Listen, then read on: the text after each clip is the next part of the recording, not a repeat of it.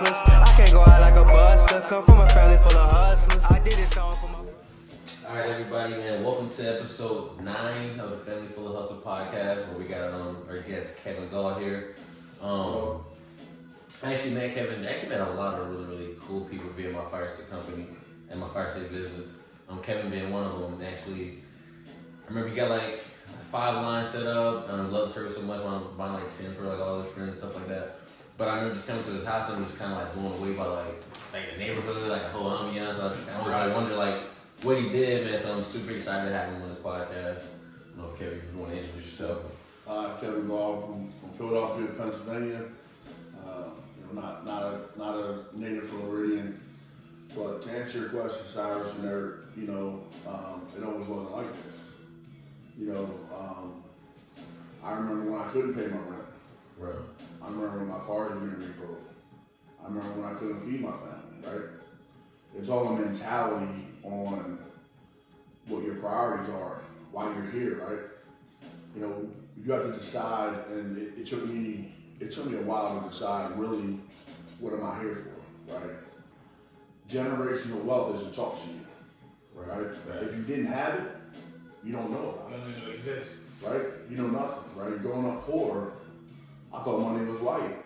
I thought it was in white paper. My free lunch card was pink, everybody else had a green one, right? I didn't know no better. Generational wealth didn't exist to me. I lived in a row home, 3 stories high, the size of this room here that we're in, but go up 3 stories. To have a living room, a dining room, and a kitchen. And bedrooms upstairs and in the attic that we stayed in.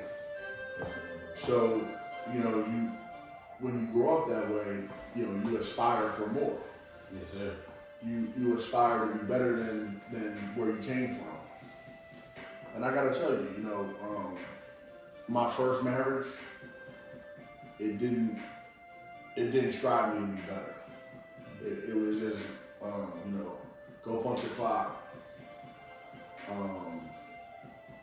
Go punch a clock, work for somebody, get a paycheck, come home, and don't strive for more. Just, paying bills and, living the American dream wasn't enough. And it wasn't until I met my current wife that I realized that there's more to life, right? There's more to life about wealth and providing for your family, making sure your kids don't make the same decisions that you had to make. I always didn't make the right decision. I always didn't do things, illegally or on the up and up. But that's the hustle inside everybody, right? Yes, sir. There's, every entrepreneur out there understands this. You might not sell drugs, but what you sell is a drug because people need it. Right, it's a product. Right. Supply and demand, right? So everything I learned from that game in life, I put into my businesses. You said you came up with the dope game? Came up through that. I understand the streets. Came up through that. I understand how it works, every aspect of it. And it's gotten me through business ventures, right? Because why? Your intuition tells you. If you're from the streets and you're in the streets, your intuition will tell you who to trust, who not to trust. Do I take this risk? Do I not take this risk? Take some risks. And that right there. As an entrepreneur, if you have business sense, but also street sense, you'll never fail, right? Yes. Yeah, we talk about That's this. crazy. Because the hustle just gets bigger, right? The product just gets bigger. The product just gets better. Because the world evolves. Business evolves. Your needs evolve. My needs evolve. Your needs never diminish. They only aspire to do more. If they diminish, then you're defeated, right? Then just go punch a clock. If you're an entrepreneur, business owner, CEO, whatever, right? It's really about your mindset, right? So any business that I get in, I got tattoos. I don't know if you can see these, but right here it says first count, right? That means and this is a very important lesson in business. If you don't have first count in what you do, somebody's skimming from top. The person who has first count, that deals with the money first, they take theirs off the top. Right. If you got second count, you're already 10% light, 20% light. So always remember that first count in any business that you do. You don't ever trust a manager to count your bread.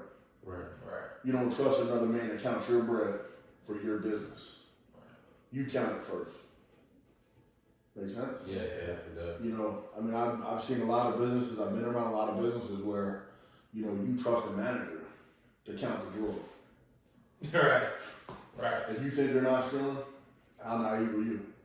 How stupid are you? You know, even if it's $5, even if they give a soft drink away, it's stealing. Mm-hmm. Yeah.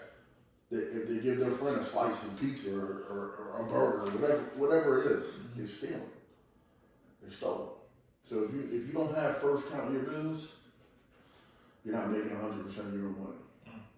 Make sense? Mm-hmm. Sure. I mean, you know, it's wild, man. Some of the things that I've been through in my lifetime in business, working for people with partners, you know, unfortunately, you know, if you don't have a good partner, you don't have a good business. Do you think it's imperative to have a good partner to be successful in business? Yeah.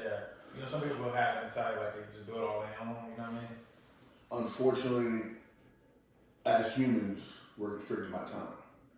Right. So why I'm successful is I know where I specialize, where I excel. Basically, I stay in my lane. I know how to produce this, and I surround myself with people, number one, that I can trust. Number two, people that are smarter than me, that can help me get where I want to go, but they stay in their lane. They don't ever cross over into sales development, dealing with people. They stay on the technology side. They stay in the back, right? So it wasn't until I found a partner I could trust, right, that meshes with me. You know, everybody wants to be a boss. Everybody wants to be an alpha male. Yeah. Everybody wants that title, right? But you need people around you to be successful. You can't do everything. You know, there's always, the old saying is there's always somebody smarter than you, right? There's always somebody better than you. Well, why go against them? Bring them on your team, right? I mean, together, everyone achieves more. That's a team. Right. There's no I in team. You heard all the cliches, right? Yeah. I mean, you build that team because guess what? Everybody brings something different. You know, I've got partners in all different businesses because I don't have time to do everything. Right. Exactly. But what I have time to do is count that bread first. Always. Write that down. You know, I mean, that's what it is. First count. I mean, very easy. It rolls off the tongue. You know, family full of hustlers. First count. Just embedded in there because if you think people aren't stealing from you, they are. You think employees aren't going to find a way to try to screw you over or, you know, get a commission or try to pull it over? That's what they do, right? Think about, you know, other people, other business owners, other people that are hustlers, right? They're hustlers for a reason. They're going to try to out-hustle you, right? I mean, if you take that street mentality to your hustle, you won't get out-hustled, right? I mean, you know, that's really the mentality that I had. What really changed me is, like I said, my second wife. You know, that's another thing. If you don't have a good foundation at home, you can't be successful either. You gotta be grounded and have that home stability, right? Work is work. Work's always going to be work. But you gotta come home to a place that you enjoy, right? That you feel good about yourself. You feel successful. If you feel successful, you're going to be successful. It's manifestation. And my second wife, who you guys have met, she taught me about manifestation, right? You speak it. Speak it into existence, right? I was be like, yo, man, I tell people, oh, I ain't got it, I don't have it. Yeah. You're speaking that into the world, right? Yeah, that energy. Right. So it's real. So now, if somebody asks for something, I'm like, it's not the right time. I always say I'll figure it out. Yeah, you get back to me on Yeah. it, you know, like, we'll talk about it later, you know, whatever way, unless I want to address it at that moment. Right. Because one thing I learned, and she really embedded this, because I used to trust everybody, right? You trust the people that come into your life for a reason. What she did for me was she helped me learn what people's motives are by having conversations, right? Everybody has a motive. Nobody just gives you anything. Right. Nobody will do something for you for nothing. Right. There's a motive for everything. Everybody has a reason. Everybody has a why. Make sense? Yeah. So your reason may be innocent. Your reason may be Right. on some bullshit. There's some psychic shit. You know, like it could be anything. But she taught me to trust my intuition. She taught me to learn people's motives first. Like, just come right out and ask them, like, you know, what do you want from this? What do you expect to gain out of this? Right. Just come straight out and ask. Because people will tell you who they are and what they're about if you let them talk. Mm-hmm. Right. It's a very easy question, open-ended. You know, Cyrus, what do you expect from this relationship? You're going to give me an answer. Yeah. You know, I expect to be your partner. You know, I expect you to help me do this. I expect, you know, they're going to tell you.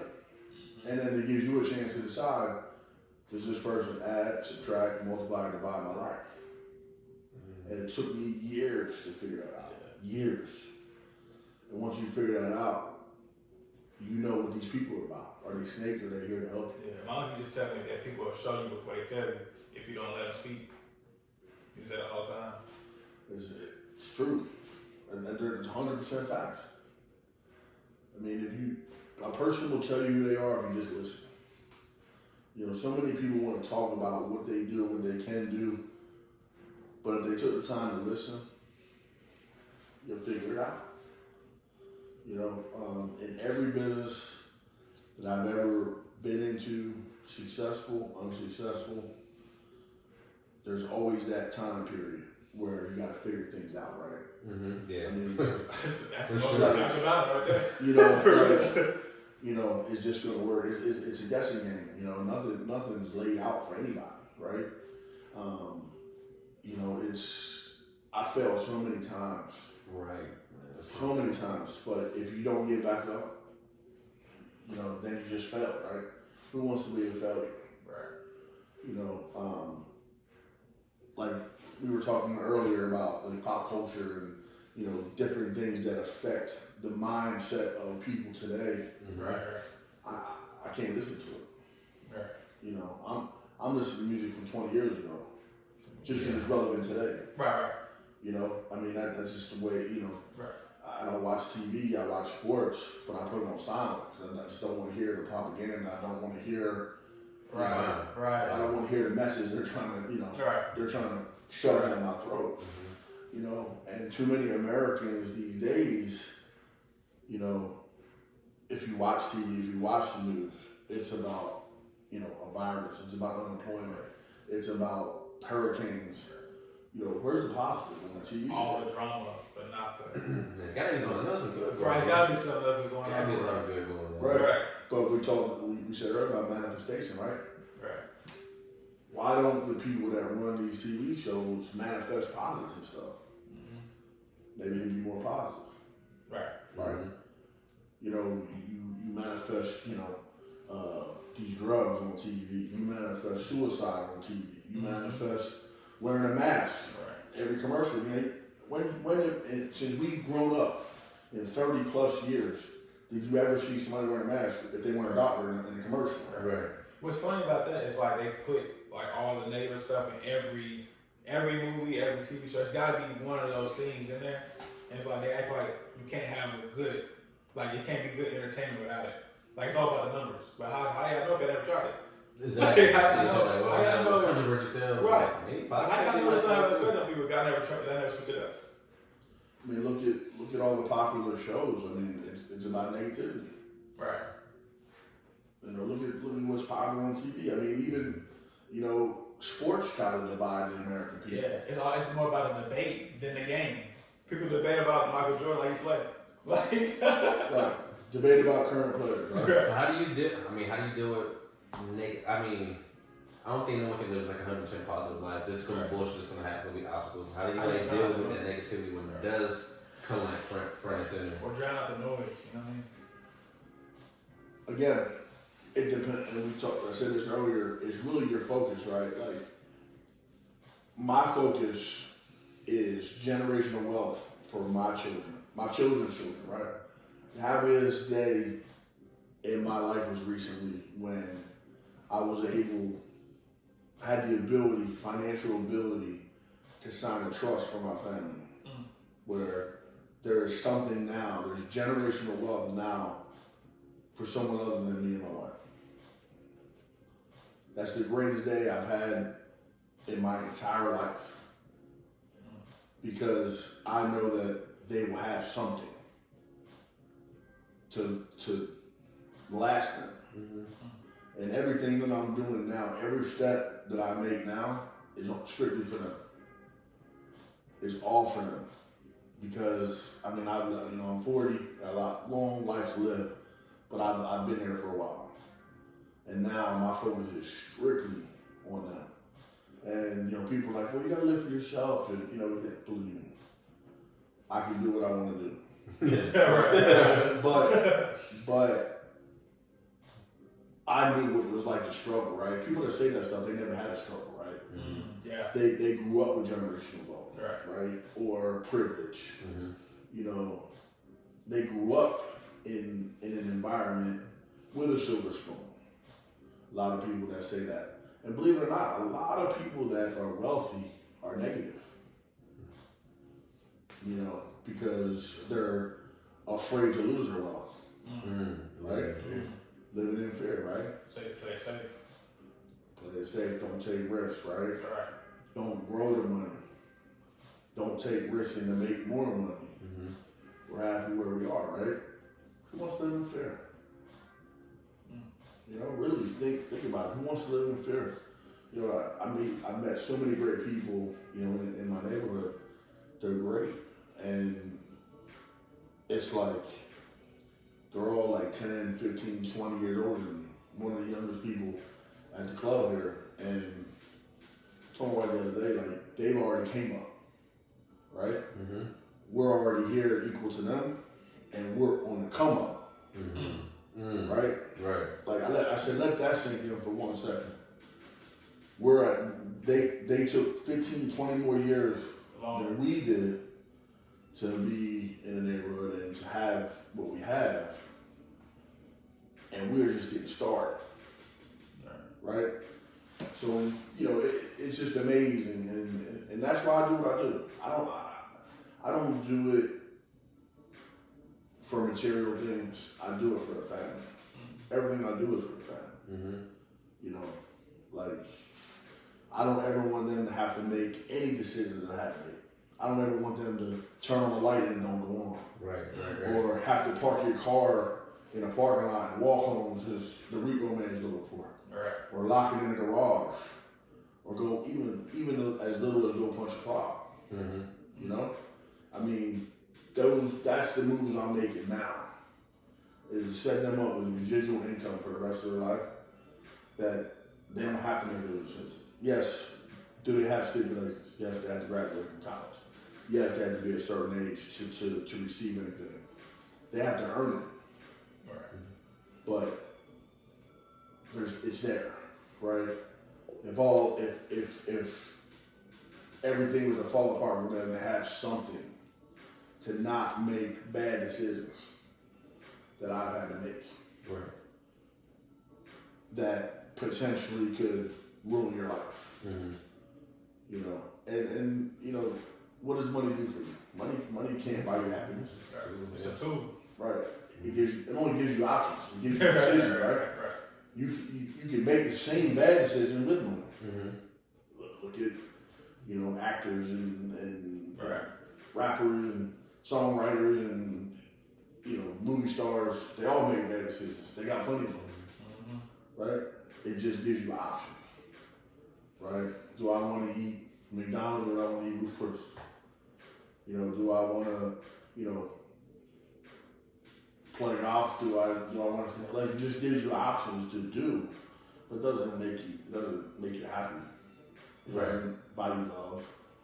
It doesn't, you know, all those cliches is true. I have a question, like, kind of piggybacking off of like that happiness, but like I remember when I was like in college, and I knew I wanted to be an entrepreneur, but everyone around me, they knew what they wanted to do. Like, they was passionate about something, like it would be environmental sciences or, you know, doing corporate America, whatever it may be. I was always just passionate about just getting a bag, so I didn't really care how I got it, or if I felt this idea was good, I would just try to work it and see if it would make some money and shit like that. And I found myself like more so not falling in love with a particular industry or whatever. It's more just the grind itself, kind of what drives me and stuff like that. You kind of seem similar because I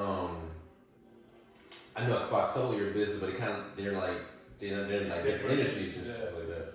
So I always felt like I wasn't part of the clique. Right. Because I was different. I always felt different than everybody. Because my vision was different than them. Yeah. My vision wasn't, let me get my college degree and go work for some cat. Yeah. My vision was, I'm going to be the cat. Right. I never mentioned that. Big cat. You know, my vision was deeper than my vision, my thought, and the process was deeper than that. So I understand what you're saying. And a lot of people, you know, when they told you what they wanted to do, here's a prime example. You know, my stepdaughter, our daughter, had no idea what she wanted to do in high school. But her mom said, you know what, you would be great at this. You would be great at this. And positive reinforcement, positive. Mm-hmm. She's going for her master's in that field and loves it, right? So a lot of the kids that you're talking about, their parents have spoon-fed them. Mm-hmm. And I don't know who they are, what they are, but I know from experience, if you're spoon-fed something positively on an everyday basis and you feed into it for as a young man or woman, okay, well, that sounds good, you know. And you always have that strive to make your parents proud of you, right? You always have that drive to make people you want to make people proud of you. And, you know, you want the accolades, right? So, what better way to do it than my parents told me that I could be a dentist, and I am. You know, oh, we're so proud of you, Johnny. You did great. You know, like just that peace, right? Mm-hmm. So going back to what you said, I always felt like an outcast. Like maybe there's something wrong because I didn't know what I wanted to do. For real. Yeah. Facts. Right? That's how it got money, bro. You're right. So here I am. I'm sitting in the classroom in college, and I'm like, what am I doing there? Like, I was there to play football. I played football. But I'm like, what college? I went to Kutztown University. It's a D2 school up in PA. But I'm like, what am I doing here? Wasting time, right?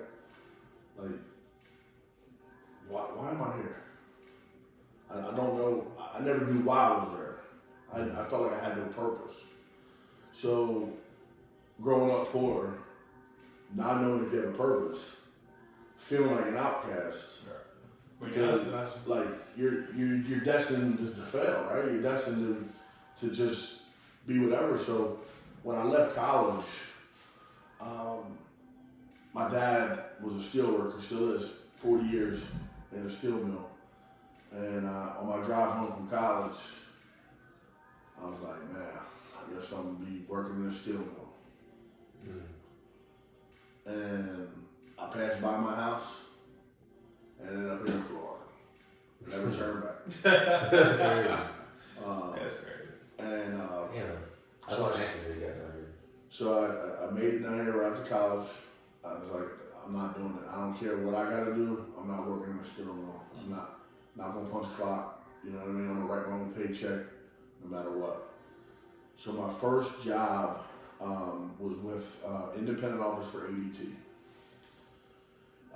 It was not a security company? Yeah. ADT Security, home security. And when I tell you about thinking outside the box and thinking how to get the bag, right? So, first job, and knocking on doors, getting in the door, selling the product, but hey, they didn't qualify for credit, right? You don't walk through a neighborhood like this, getting security, you got security, right? Yeah. You're not in the best neighborhoods, right? You're selling security. Well, they didn't have the best credit. I mean, I run their cousin, I run their mother, their father, wherever, all across the country to try to get them approved. Yeah. Couldn't get them approved, right? So, first week, I ate ramen noodles, hot dogs. And I said, yo, I can't do this like this. I mean, I started to feel like a failure. So what did I do? I went online, ordered the signs and the stickers. Went back to the same people that I sold to. Hey, the signs and the stickers are the number one return. I started selling signs and stickers for $500 in cash. They didn't have credit, but they had cash. Everybody along every block had signs and stickers. Oh, just like for the perception. Right. Yeah. $500 a block. Second week, 30 bands. Just walking blocks selling signs and stickers. For ADT. Never sold a security system. Bro, fucking genius. But let me tell you, I would always look in, on the crime stats, no crime in that neighborhood. Right. No crime in that trailer park. There's always a way to get it. Always. You just have to figure it out. And that's one of my best attributes is problem solving and figuring it out, right? Okay, if I see something, my best attribute is to figure out how to make it work. Right. And my other best attribute is don't waste a lot of time on it. If it don't work, it's not gonna work, right? You can't shine shit. Right. You're just throwing money at something that, Right. you got a 50-50 shot. That's not great odds. You know someone's gonna make it. And it's really not how much you put into it. Right. But that's just a small case. And then after that, I couldn't get the signs no more, couldn't get the stickers no more because they figured out what I was doing. So everybody, they're like, where are all these signs? And, we're not selling enough security systems. All these signs going. I was screwing them up. Because again, I was an employee. I wasn't the employer. Mm-hmm. So I found a way for me, not for you as the owner. I didn't give you no piece of that. Right. I did that. So when I tell you about first come, that's what that means. If that gentleman was really paying attention to his business, it wouldn't be happening. Right. You know what I mean? He would at least got a piece. Right. But he was too busy doing whatever he was doing. Second job down here. Depending on the frame of mind, what age were you at this point? 22. Okay. 22 is 18 Fresh years ago. out of college. Mm-hmm. I was 22. It was 18 years ago. Second job was with Citigroup. I wanted to learn the call center business. Okay? So I took a job as a customer service rep, making $22,800 a year. That was the offer 18 years ago. Plus commission. And it was straight customer service, but you could sell products to make the commission. So I figured out how to do the service real quick, but I figured out my transition to be so smooth on the phone that I made a sale almost on every single call. So, then you get bonuses and things like that. But I wanted to learn the call center business so I understood it, right? Because everywhere you call these days, right, it's an offshore call center. Nothing's in America no more. Right. All these jobs that we used to do as Americans is now all offshore, right? Right. So I had a vision 18 years ago. I want to learn the call center business. And that fast forward to me now, because I understand the call center business and the profitability and the outsourcing piece of it, is where now I control the bag. Right. That's how we're trying to do it in real estate. It was talking about earlier. So, because I understand how it works, just from taking a $22,000 job to learn, right? It was a paid learning, it was a paid internship, I call it. Right. Low paid internship. Those are important for a lot of people, though, for real. But I learned. And the more you learn, the more you know. Power is knowledge. Power is knowledge, right? What do you guys think? No, I'm answering the question. What do you guys think the most valuable commodity in this world is right now? Your brain. I would say time. True. Data. Mm. Data. Data is the most valuable commodity today. Talking about this earlier. Yeah, we did that. You have an algorithm, right, that you deal with and Yeah. send, right? That's all data. Yeah. It's all data driven. Without data, you have nothing. Right. You have marketing, you don't have any target. Nothing. You can't get anything, yeah. Right? Think about data. Think about credit cards, data. Think about data of demographics, right? Right.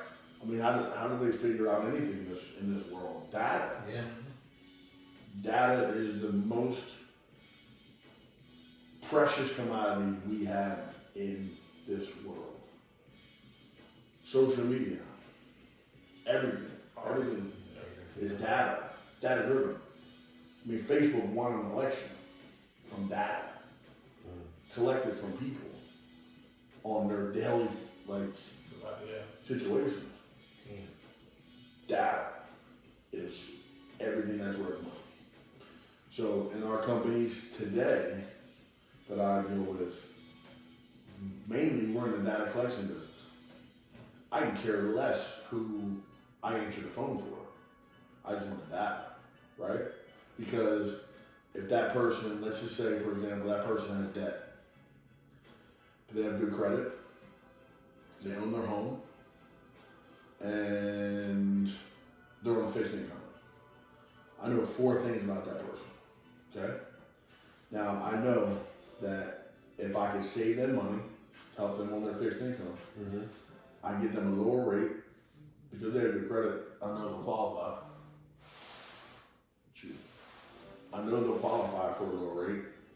Now, I just got them a new card, transferred the balance to a 0%. Now they got an open card to spend with, right? So now what's the next step? You have data, right? Now they got a $10,000 card. Now you sell them an at-home business, an Amazon business, a crypto business, some multi-level marketing. They have open credit, and they're phone buyers, right? It's all data. That all comes from data. Hey, you selling an Amazon business, like a turnkey? Like an FBA or all Like for example, I can set anybody up with an Amazon website, and it's just a landing page. For example, if you were to Google size 13 Jordan 11s right now, I bet you Walmart comes up. Oh yeah. Does Walmart sell Jordan? No. No. And guess what? They're getting a piece of that bag on the landing page because you trust Walmart. So you're going to pay an extra $10 to buy them Jordans from Walmart.com because you trust the site. Right. They're just buying them from whoever else. And just Nike. What we're doing, Kodak. drop shipping them. That's all they're doing. But if you look at it, Walmart sells Jordans. I got an argument with somebody. I said, Google it. Right. I seen it before and I was like, why am I fucking I selling never Jordans? done it. Yeah, just I like kind of just put 2 and 2 together. I was like, it's gotta be some other shit. Just like, It's a landing page. Walmart. You can buy anything from Walmart. Anything you want. All they are is a building, just like Amazon. Yeah. Right? Think about that. So, what are they doing? They're collecting data. You buy a pair of Jordans from them, you don't think Walmart's not going to send something about Jordans? Right, you'll have an ad every day. Right? Email. Think about that. Think about all the emails you get. Think about the ads you get. Think about anything you Google. Right. All of a sudden it's on your Instagram, on your Facebook, all that. right. Think about that. What is that? Data. Nothing more, nothing less. It's the most important commodity in the world today. Is data. If you automatically do what he was thinking all the time, life would be easy. Right. I mean, that, if you collect enough data, you'll know. Yeah. I mean, this is just an example. Right. But think about every customer you go to sell. If you knew what their pain points were, and what Right. problems we need to solve, and what, right. So with the data collection, I know they're on a fixed income. I know they got credit card debt. I know they have good credit. And they own a home. You have enough data there to help them make a buying decision. Mm-hmm. Think about that. The more data you have, it's power. Manipulation. You manipulate them into whatever you want because you already know what they're up against. So is this like your main business? Is your business like a collection of like call centers in different industries? Yeah, like, break that down, like specifically. So right now, we're doing a campaign to help folks get out of debt, Mm-hmm. better their credit. So our call centers are on a dialer. Mm-hmm. So they get leads based on debt, age, income, and they just dial. Right. And it's a press one option. You probably get them now. Press one to hear more about this. Mm-hmm. So that's how you get around the do not call list. Mm-hmm. They got that consent, yeah. You do an option one campaign. So anything that you want to do telemarketing wise, you make sure you get your license. We have our license. And people are like, oh, that's they think it's so expensive. It's $1,500. And you have it for as long as you make For the it. license? For the license. Write that down. But the first offense for the FTC is $50,000. Mm-hmm. Each call is $10,000 after. So think about it. And the FTC, they don't play. So spend $1,500 and cover yourself, and then it's $50 a year after that. It depends, and it really depends on what state you're in. Florida's expensive. Like if you were in Vegas, it's like $50. If you're in Phoenix, it's like $50. A lot of call centers are there. Florida knows that there's a lot of centers here, and they just capitalize on it. So you have that license, and so the way you get around the do not call list, as I said, and block numbers and all that, and robocalls and all that jazz is you do an option one campaign. That person is hitting one to hear more about it. Mm-hmm. That gets transferred to a financial advisor, and they really just talk to them over the phone. And we use any type of anything that the government's offering, any deals with our lenders that we can help. A lot of times we just call our own bank and say, listen, we're having financial hardship right now with everything that's going on. Can we get a little rate? If you don't ask, even on your own credit card, even on your own debt, if you don't ask for a little rate, you'll never get one. The bank's not in the business just to, hey, Eric, you're doing such a great job. Let me get a little Let me rate. go give you a little rate. So I mean, it doesn't happen that way. It's how they get money. Right. It's capitalism at its finest, right? Just like insurance.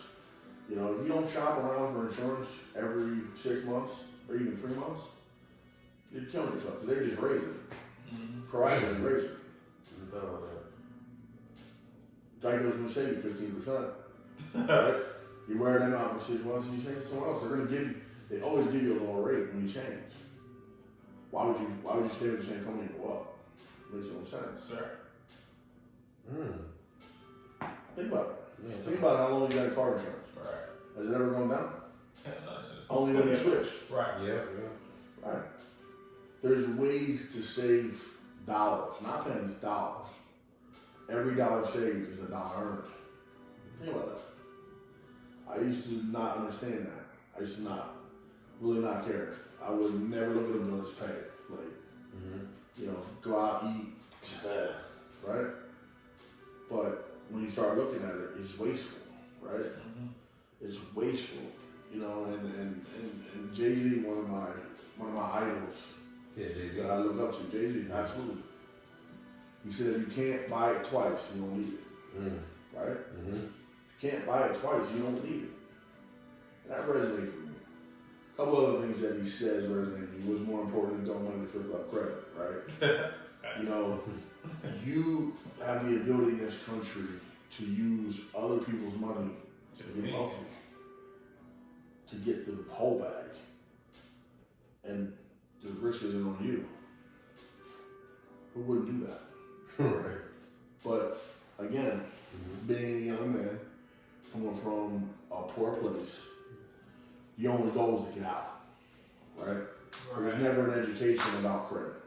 There was never an education about savings. There was never an education about budget. Sustaining wealth. You know, right? But if you don't have wealth, how do you sustain it? Right? If you live paycheck to paycheck, how do you sustain it? You don't. You're living paycheck to paycheck. So, really, what clicked for me was I just figured out how to do the job, but I also figured out, because everybody, what I do is not proprietary. Anybody can do it, right? But what makes me unique is, if you look at anybody I deal with, I always pay. There's a lot of folks out there that are just undercapitalized when you're in a commission business. They're just undercapitalized. And if something goes wrong, they don't have that nest egg to pay. Right? That's what separates me from everybody else that does what I do. Because they just won't pay, and then they lose that business. What do you mean in that? So, for example, I've got 134 centers that I deal with on a daily basis. I can easily not pay them. I get what you're saying. I can take all the problems that I didn't get paid, or my bank account went down, whatever the excuse is, and not pay them. They're loyal to me and stay with me month in, month out, and work because I pay no matter what.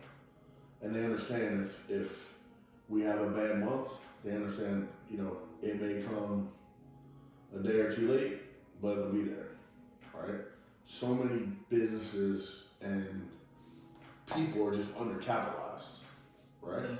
That's where credit comes in, right? That's where partners come in. That's where financial partners come in, right? I mean, to be honest with you guys, I could not be where I am without a strong home base and a strong partnership. Because I know one part of the game. I know the whole game, right? But I can only do one part of the game. My partner handles the other part of the game. And then my wife handles the home game. And that's important. You gotta have a strong woman to hold the household down. That you come home to, it's clean. You'll feel welcomed. You're happy in your household. If you're not happy in your household, then what are you doing? You're out running the streets, right? Spending money, doing things that are not what you're supposed to do for your family. That's what it turns into. It's just another expense. But if your home life is secure, your family is secure, there's nothing else better. You come home to a happy place that you want to be at. Who wants to own a miserable household? Right? Who wants to go to work? Think about this. I see so many unhappily married couples that go to work every day and come home to a miserable house that pays for. That's depressing, man. Who the hell wants to live like that? Right. You go to work to pay for something you don't even like. You don't enjoy. If that's not hell, I don't know what is. That fucking sucks. Think about that. That's why my success is because my household is secure. And I do it for them. You have to have a why. So let's go back to employees and being the boss, right? What makes me successful as a CEO of my company is every single employee, I know their why. When they fill out an application and I interview them, on the back of the application, I want them to put their why. How many, and I also, if we're doing a group activity, like some group activities, I would like, what are you worth? What's your worth? And you'd be surprised what answers you get. Because your worth isn't necessarily monetary, right? You have a worth at home. You're a great mother, father to your kids. Right. You're a great provider for your family. It doesn't have to be monetary. You're worth something to someone or something, right? So it just sparks conversation. What am I worth? It makes you think. What are you worth? Why am I doing this? And if anybody that ever works for you, if you find out their why and you manage to their why could be anything. But like, Eric, what's your why? Like, why do you do what you do? Legacy, family. Right. So imagine if you work for me and, you know, I'm on your back about, you know, getting numbers and meeting goals. Right. You're like, yeah, whatever. But if I'm like, hey, Eric, you know, how are we coming towards that 501c for your kids' college? Eric, how are we coming towards that, you know, new car you want? Right? I manage people to their why. That's why they will run through a wall for me. I manage them to them. I know each and every person their why. That's interesting. Because we talk to a lot of people who are like, you know, bosses, you know what I'm saying? And ourselves included, who I've never heard anybody People like yeah, that. say it. Is that something you just kind of naturally Right. Something you just learned, someone treated you that way? Maybe? Yeah. So I was in a sales meeting, and this gentleman from North Carolina, he got up there and he was talking to all the managers. We were territory managers and regional managers at the time for the company.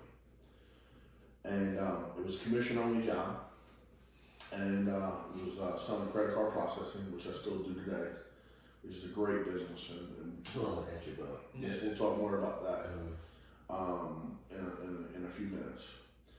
So we got up there, and he handed us a sheet, and the goals at the time were $4,000 a month in sales quota, which net pay would have been about $2,500 a month. So when he got up there, he handed out this sheet, and it showed the poverty level on the sheet. So we were managing people to a number, $4,000 a month, right? On a commission-only job after taxes and everything like that, you brought home $2,500. That was below poverty level for a family of four, which was eye-opening, right? You think you're meeting a goal as an employee, or what I'm pressing you to make or helping you to make. Right. I'm helping you to live below poverty, right? Think about that. That goal was to help them live below poverty. And he says, you know, we're here to serve and to lead. And it stuck with me for almost 20 years. We're here to serve. Without you as an employee, my business doesn't run. Your goals are different than my goals.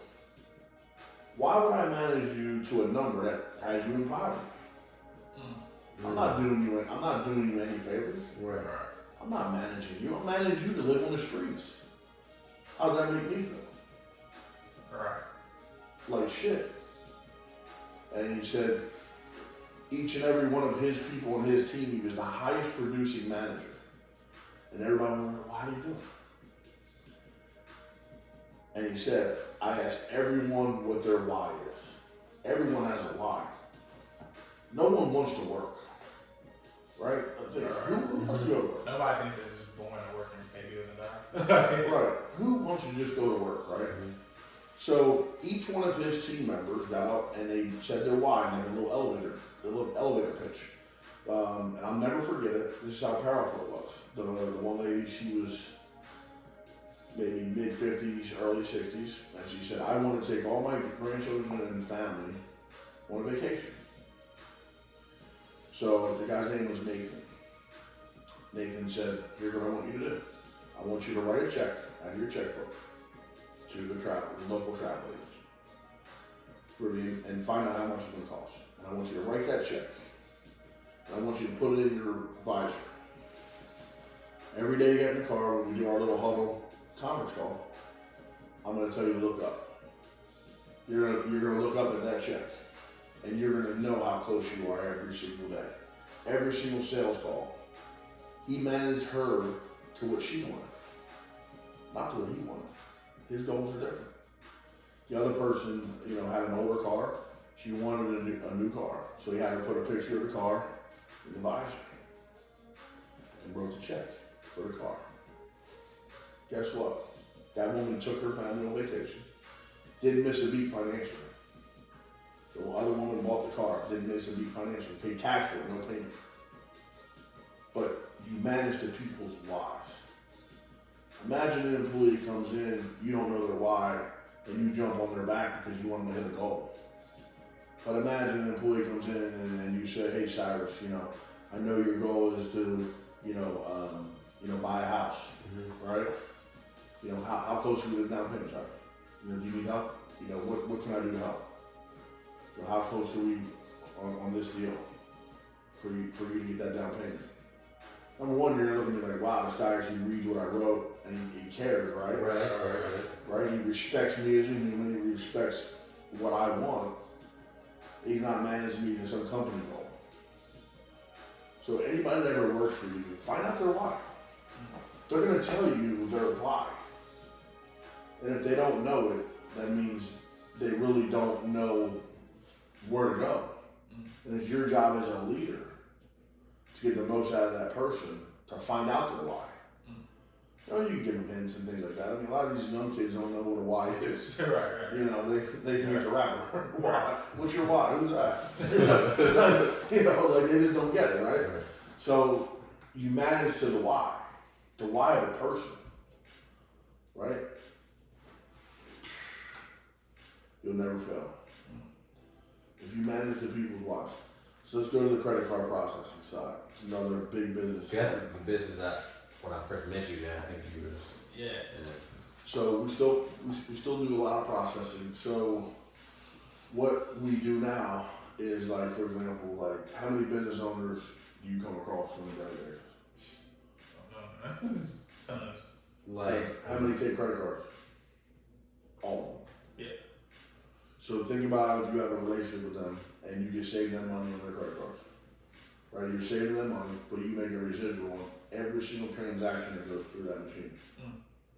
That's what I do. So, for example, like, have you ever heard of Costa Del Mar sunglasses? Oh, yeah. Every single pair of Costa that's sold, I get a piece. Because they're all sold online or by credit card.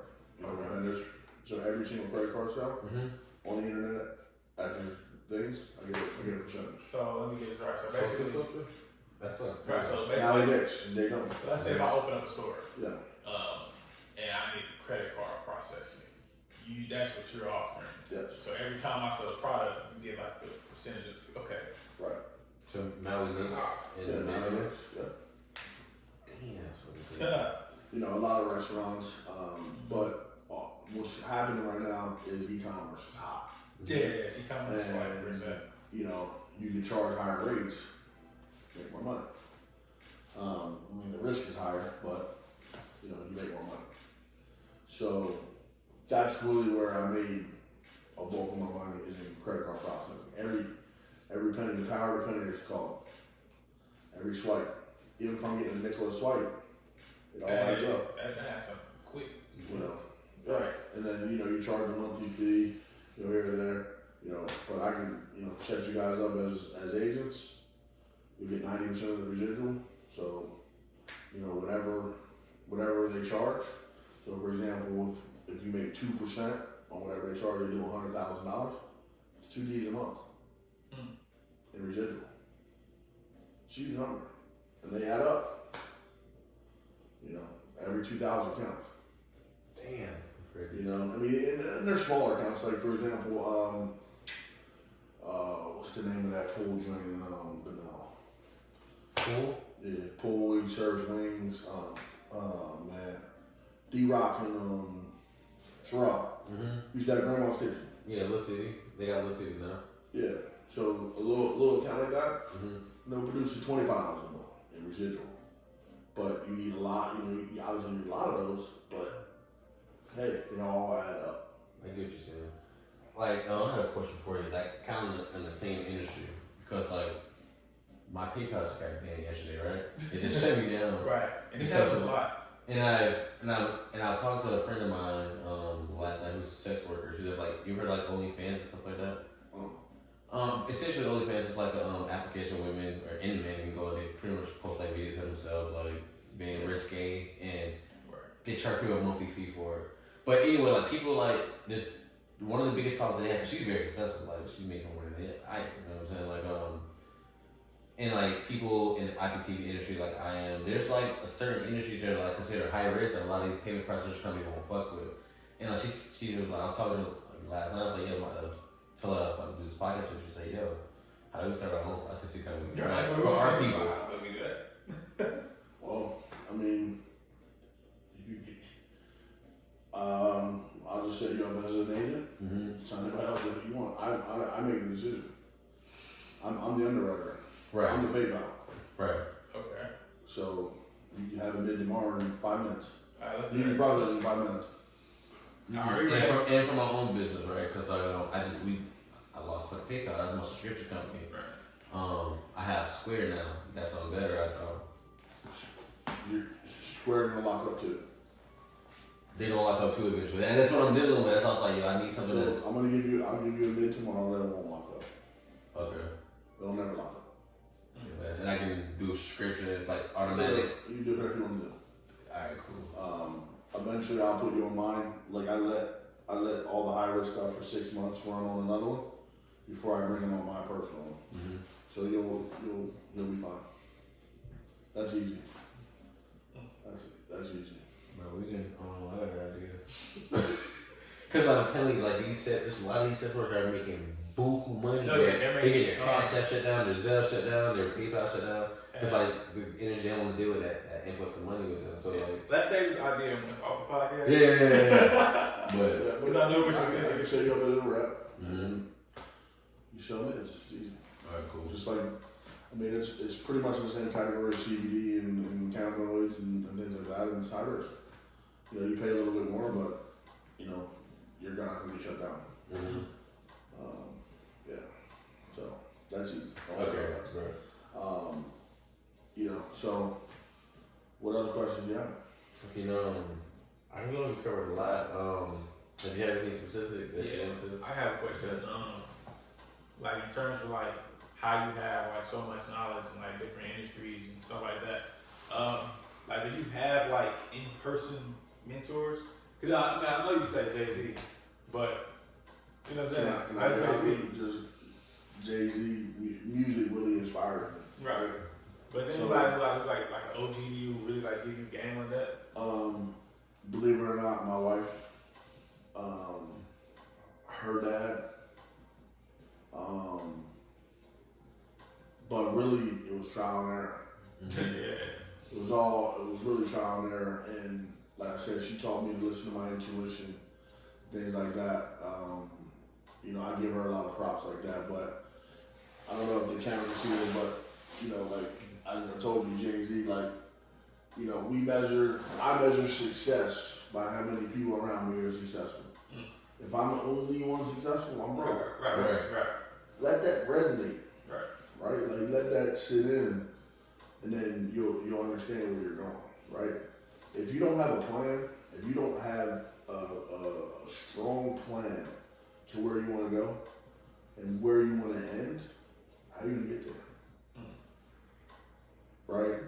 I knew that generational wealth had to start with me. Yeah. It had to. I had to break the cycle. It had to start with me. And now it'll be passed on. Right? It has to start somewhere. Right. Why not start it with you? Right. It has to start with you. Yeah. Unless you had it before. Right. I So mean, none of us in this room had it before. It happened to have to start with me. And I told you the greatest day of my life was when the lawyer came and got all the paperwork done and everything was broken out for the kids. If something need to happen to me today, everybody's taken care of. Obviously with stipulations, the kids go to college. Right. That, but you know, there's not going to even with the option, right, and you know, but I know they're taken care of. And I can't imagine a piece greater than that. yeah. I sleep better than I ever slept. I'm calm. And what's crazy is I talked to the doctor the other day, and I told him I wasn't afraid to die. for the first time, because when you are the provider, something was happening to you, everything falls down. For the first time, I'm not afraid to die. Because everything's taken care of. You know, I can go peacefully. Mm-hmm. Not that I'm ready. Right. That's what you're saying. Yeah.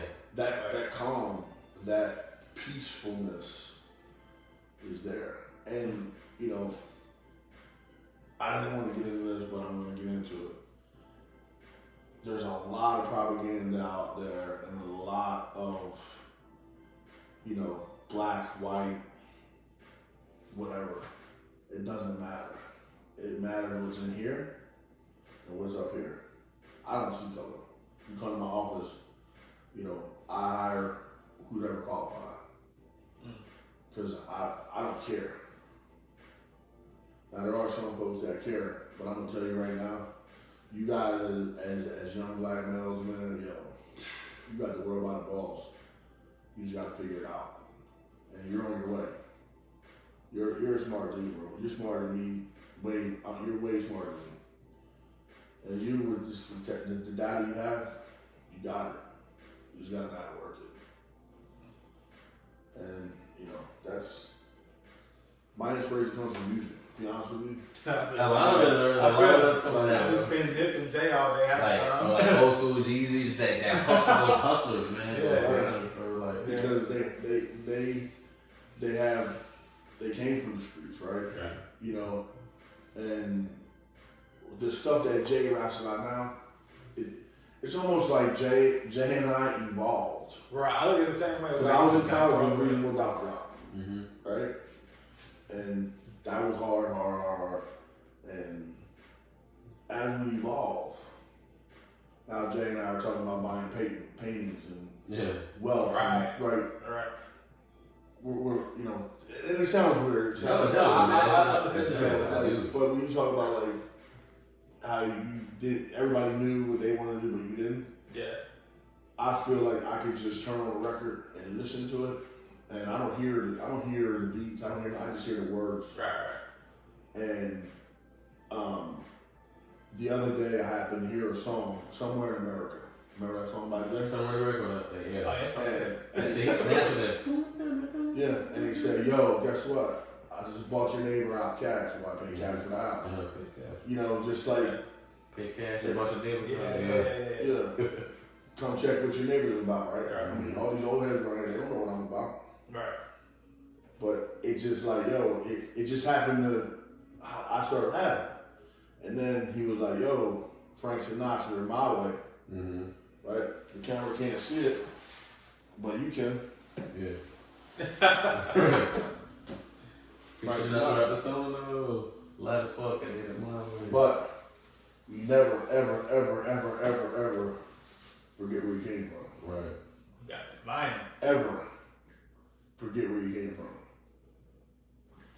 Because if you forget where you came from, you won't get where you're going. And that's true facts. You know, I mean, I talk to my mother every day. You know, she still punches the clock. She works for me, punches the clock, sells masks. You know, my dad still works in the steel mill. They don't get it. They don't understand how we get this bread. They don't.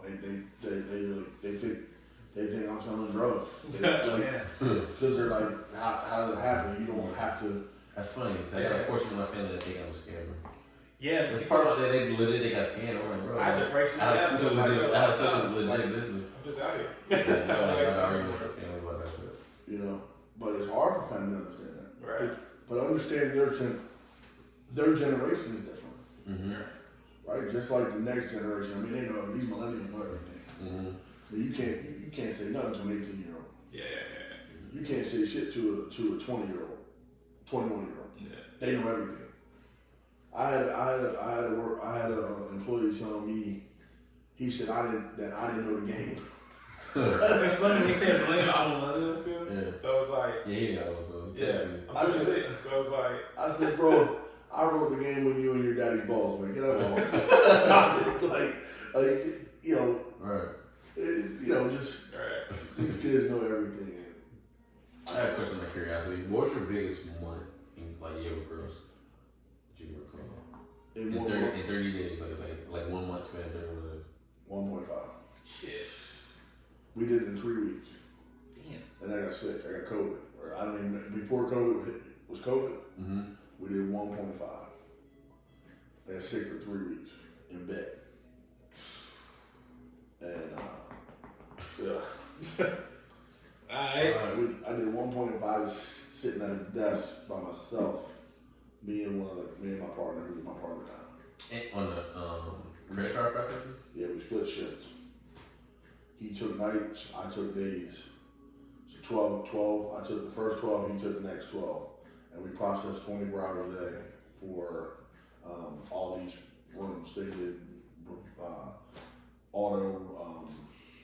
the automobile, you get them calls. Yeah. Well, when you're warranty, automobile warranty. Yeah, I get them all the time. Tech support, final expense, and one of them I can't remember now, but we were processing transactions, so they would come in on spreadsheets. We sitting there keying them in for 12 hours. We did 1.5, and I was sick. And my partner couldn't do 20-hour shifts, so he did his night shift to kind of keep it rolling. But we ended up losing the contract because I couldn't do the days for 3 weeks. Mm-hmm. So they went to somebody else, but that person didn't pay him. So now we're starting to get overflow of that business back, which is great. Yeah. You know, we lost the business, which we just picked up other processing business. Right. Like in your case, like I could lose 10 accounts tomorrow, but with you, I want to pick up 20. Mm-hmm. You know, with what you guys are going to do. Yeah. So it all works out, but biggest one was 1.5. That's nice, bro. We have this real. Man. I just want to get this bag now. Right. And, Real. Right. you know, but you know, there's months where, you know, we're pretty steady now. We average about this office will do about 7 to 8 mil this year, and I mean that's really not even The debt call center. not even really doing full force what we can do. Just because with COVID, that's why we were talking about data. Yeah. I can't get the data fast enough, like where it's dialed in like that. Right. It's just on the railroad out right now. So we're you know, our hit rate is less than 3%. Right? If I can get that to 12%, I'd probably do 2 million a month. Easy. But we're gonna talk when we end this podcast about the data, and you know, cause you know, I can do Facebook ads and things like that, but It's not enough. Yeah, trust. You gotta be able to have that personal touch. Yeah. You know, with you know, and like I said, if you can break it down the way you should have, it's all algorithm. It's already knowledge that you know. Right. I know the age. I know your net worth. Like homeowner. Right. I know all that. So Yeah. you know, I mean that's right there. Right. I mean, I definitely appreciate you taking time out today. Such a late Yeah, for real. day. No problem. I appreciate it. Thank you, brother. All right, check it out, man. That shit was Go out like a buster, come from a family full of hustlers. I can't go out like a buster, come from a family full of hustlers.